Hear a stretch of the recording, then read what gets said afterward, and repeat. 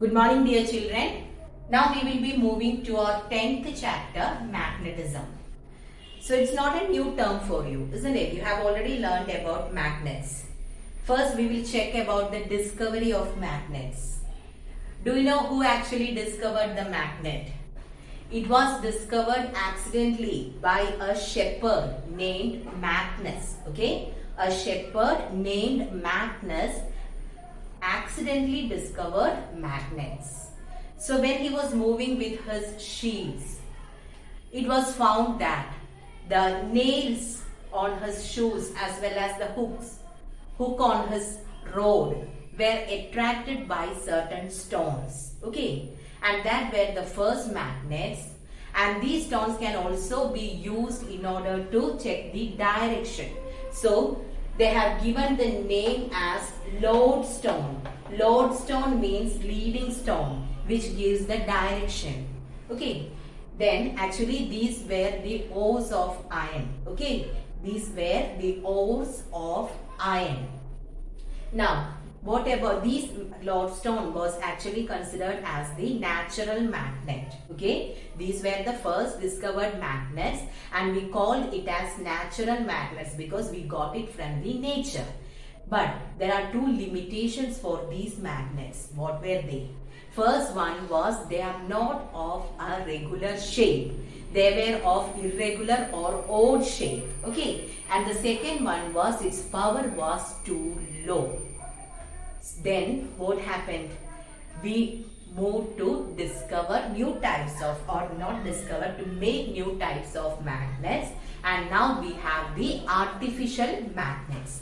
Artificial magnets are made with different shapes, isn't it? In different shapes we have the artificial magnets. So do you know the examples for artificial magnets? That is, we have the bar-shaped magnet, U-shaped magnet. So many are there. Many artificial magnets are there. And what are the advantages of these artificial magnets?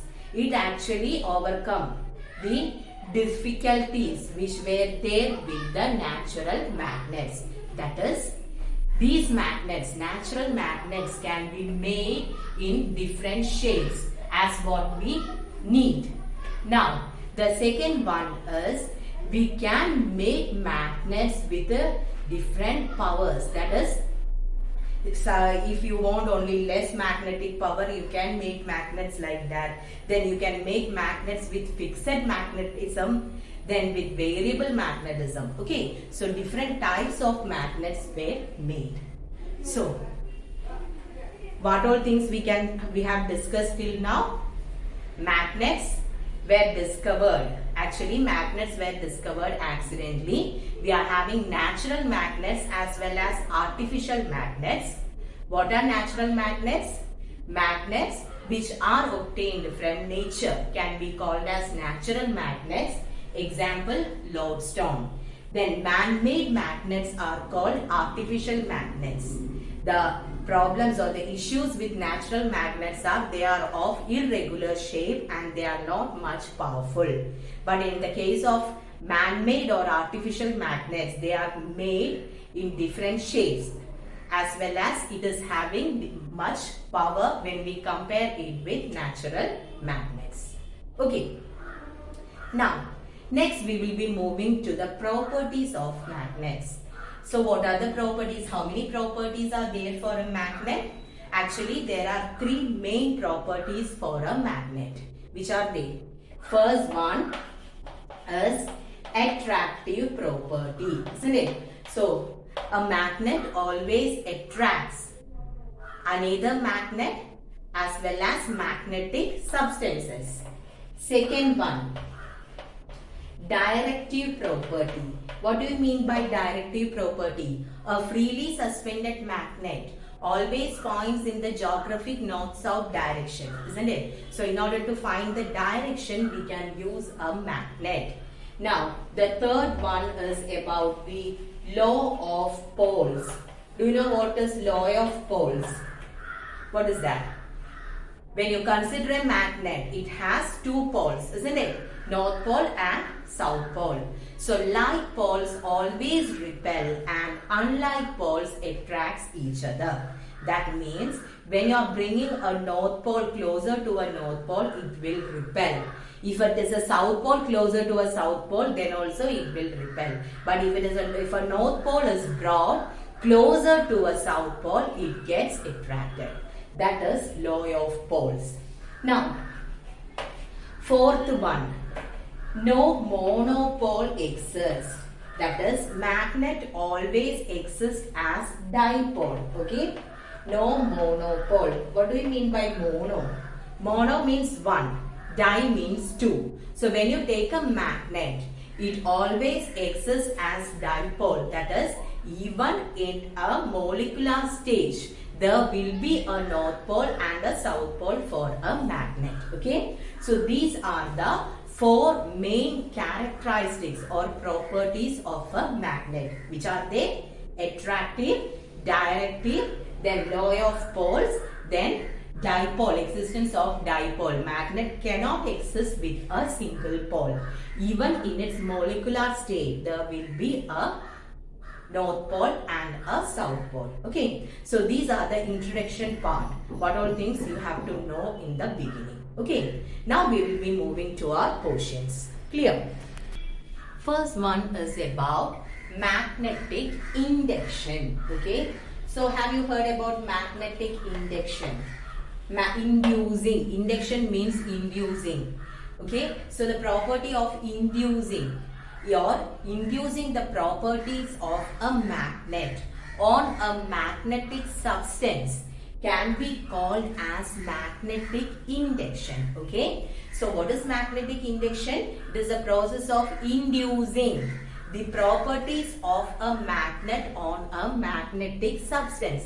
That is, when a magnet is placed closer to a magnetic substance, that magnetic substance will attain the properties of a magnet.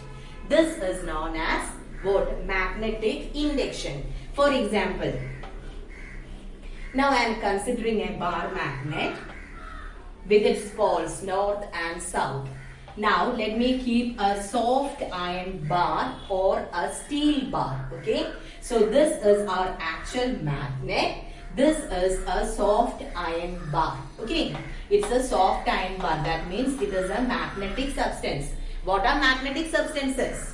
Substances which are attracted by a magnet can be called as magnetic substances. All the substances are not attracted by a magnet. Okay, so I am considering a magnetic substance. Magnetic induction takes place in the case of magnetic substances. Clear? So I have a bar magnet. It is placed closer to a soft iron bar. Now, if we bring some iron filings, what are that? Iron filings, small pieces of iron. If these iron filings are brought closer to this magnetic substance, that is soft iron, you can see that these magnetic or iron filings will stick on to the soft iron bar. Okay, so when some iron filings are brought closer to the soft iron bar, these iron filings gets attracted by the soft iron bar and it gets cling on it. Okay, it gets attracted and it will be there on the soft iron bar. So what happened actually here? Which is the magnet? This is the magnet, but these iron particles were attracted to the soft iron bar. Okay, so what happened is, one more thing I'll say. Now just remove this magnet. Okay, just remove the magnet. Then what you can see is all these iron particles which were cling on this soft iron bar will go down. Okay, that is, it again won't show the attractive property. Clear? So what happens here actually? What happens? When you are keeping a magnet, this magnet will induce the properties of magnetism onto the soft iron bar.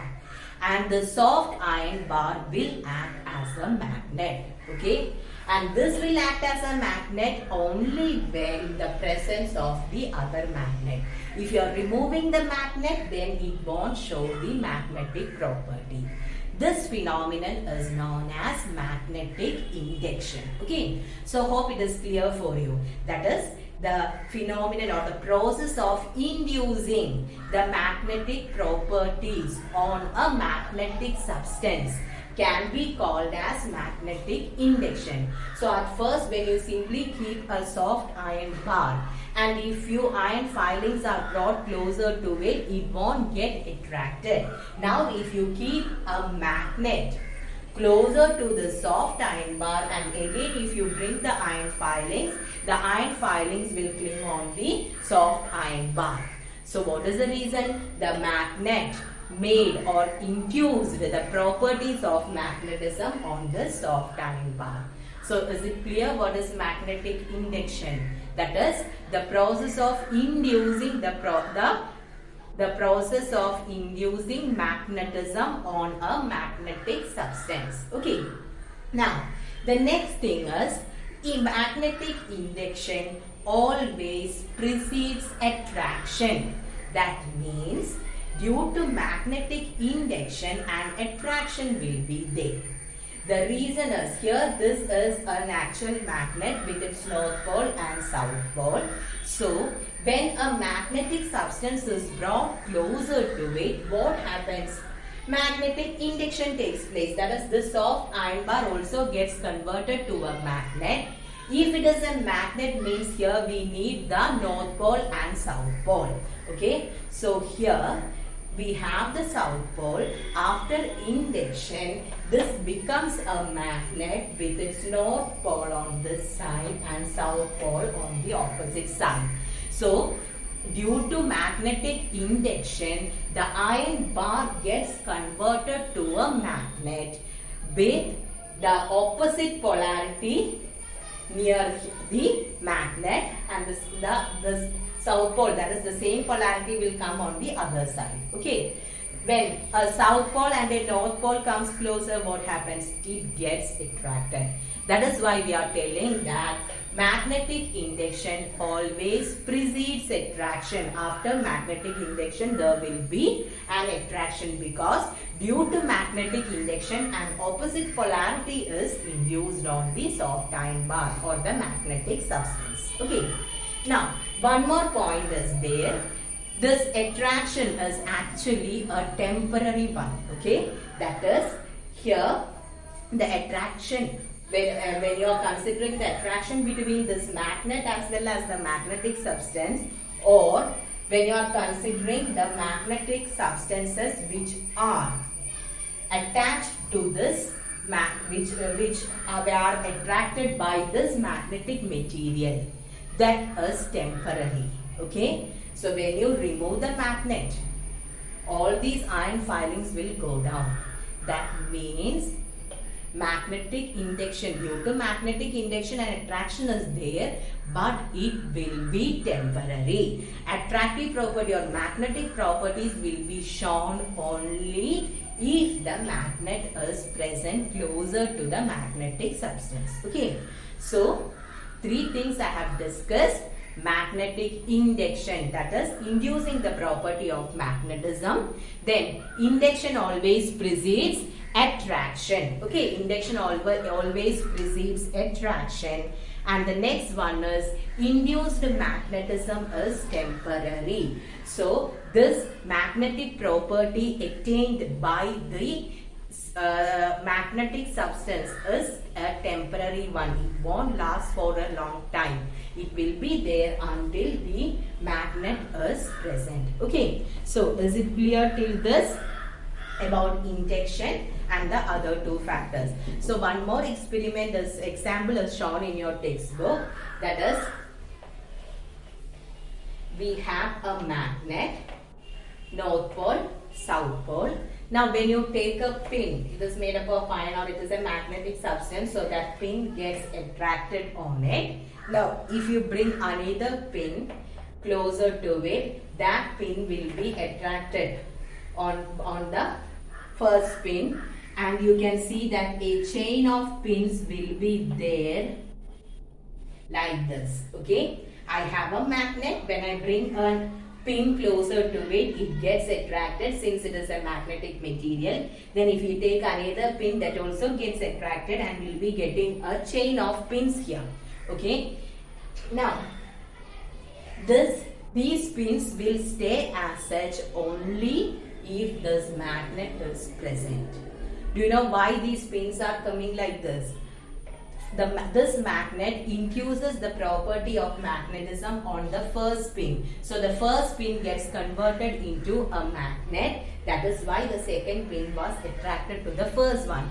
Now this one induces the property of magnetism to the second one, and this continues. Okay, so due to induction, all the pins will be acquiring the properties of magnets, and as a result it will stay like that. Now when you remove the magnet, what happens? Magnetic induction is temporary, isn't it? So what happens? All the pins will go down. Okay, so hope it is clear. So from this topic you have to consider about induction, then the two main factors with that is induction always precedes or follows attraction, because an opposite polarity will be developed there. Then the next one is magnetic induction is temporary. Okay, so hope it is clear for you. Now next is about magnetic field and magnetic field lines. So what do you mean by magnetic field? If I keep a magnet here and if I keep some iron particles at a far distance from it, will it get attracted? No. If I keep the magnetic particles closer to it, that is at a short distance, then only it gets attracted, isn't it? That means magnetic properties will be shown only on a certain region around a magnet. So the region around a magnet where its effect can be felt can be called as magnetic field. Okay, so what is magnetic field? It is the region around a magnet where its effect can be felt. So only closer to the magnet we will feel the effect of magnetism, or we will feel magnetism, and that region can be called as magnetic field. Now this magnetic field can be represented using magnetic lines of force. Okay, so what are magnetic lines of force? The magnetic field is represented using magnetic lines of force. Actually, these are imaginary lines. Okay, so magnetic lines of force are used, or magnetic lines of force represents the magnetic field. A simple example: if you take a magnet and then you can keep it below a paper or any other object, and above that if you keep some iron filings, and if you just move it or tap it, you can see that the iron filings gets arranged in a particular shape. So that is actually the magnetic field lines. We will consider it as magnetic field lines. Okay, so if you get some iron filings and a magnet, you can try that. Or when you take a magnet and if you put the magnetic filings above the desk or table, and if you move the magnet below the table, many designs will be coming. That is, this iron filings gets arranged into different shapes. Okay, so if you move the magnet, you can see the difference. The iron filings present on the table gets arranged into different shapes. So this represents the magnetic lines of force. Okay, so the region around a magnet where its effect can be felt is known as magnetic field. Magnetic field is represented using magnetic lines of force. Okay, now properties of magnetic lines of force is given. It's important. Okay, so you should consider or study the properties of magnetic lines of force.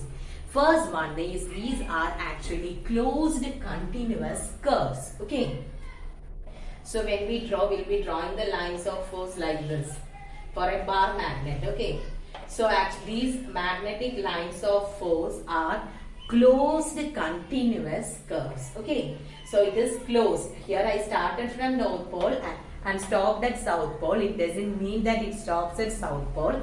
These are closed and continuous curves. Then outside the magnet, it moves from North Pole to South Pole, but inside it moves from South Pole to North Pole. But since we have the magnet here, we cannot show that. Now, when you draw a tangent, do you know what is a tangent? So, if you have a curve, then if you draw a straight line touching this curve at a single point, you will call it as a tangent. A straight line touching a curve at a single point is known as tangent. So a tangent drawn on a curve or on the line of force will give the direction of the magnetic field. Now when you check the magnetic lines of force, they will be crowded near the poles. That is, more magnetic force will be there near the poles. Okay, so the magnetic lines of force will be crowded near the poles. Then, one of the most important property of the line of force is no two line of force will coincide. So, many line of forces will be, many magnetic field lines will be there, but no two lines of force will coincide. So, do you know what is the reason? The reason is, actually these lines of force are drawn using a magnetic compass. What is the use of a magnetic compass? A magnetic compass will show the direction of the field, isn't it? Now, if two lines of force coincide, in which direction will the magnetic compass turn? Here, if I keep a magnetic compass, it will be showing a particular direction. That is, here it is north, isn't it? So, if I keep a magnetic compass here, north is closer to this. So, the north pole of the compass will be opposite, and here we will be having the south pole. This is how the magnetic compass will come. Now, if two lines of force coincide, when I keep the magnetic compass, in which direction will the needle move? It can't move, isn't it? So that means no two lines of force will coincide. Okay? So if it coincides, that means the magnetic needle should show two different directions, which is impossible. Okay? So many properties are given. Please by heart or study 4 properties of magnetic lines of force. Okay. So here in your textbook 7 different properties are given. Then in that I have given you 4 or 5 properties. The next one is parallel and equidistant field lines represent a uniform magnetic field. Okay, the first few properties are more important than the rest. So here, when you are considering parallel lines, here it is a curve, in few cases you can see that the magnetic field lines are parallel to each other. That means here the magnetic field will be uniform. Okay, uniform magnetic field will be there. And the next one is they behave like stretched elastic rubber strings. In this case, it behaves as stretched rubber strings. Okay. So, is it clear about the properties? So, once again, about the properties of magnetic lines of force. They are closed continuous curves. In the outer part, it moves from North Pole to South Pole, but in the inner part, it moves from South Pole to North Pole. That is how we will say. Then, magnetic lines of force are crowded near the poles. No two lines of force intersect. Okay? Why? Usually, when you keep a magnetic compass, it will give the direction. But if two lines of force intersect, direction cannot be shown. Two different directions should be shown, which is impossible. Then, next one, if the lines of force are parallel and equidistant, that means the magnetic field there is uniform. And the last one is they act as stretched elastic membranes. Okay, stretched rubber strings. Stretched elastic rubber strings. So please go through the properties of magnetic lines of force. Clear? Now children, you can take your textbook Take page number 207. In that, till question number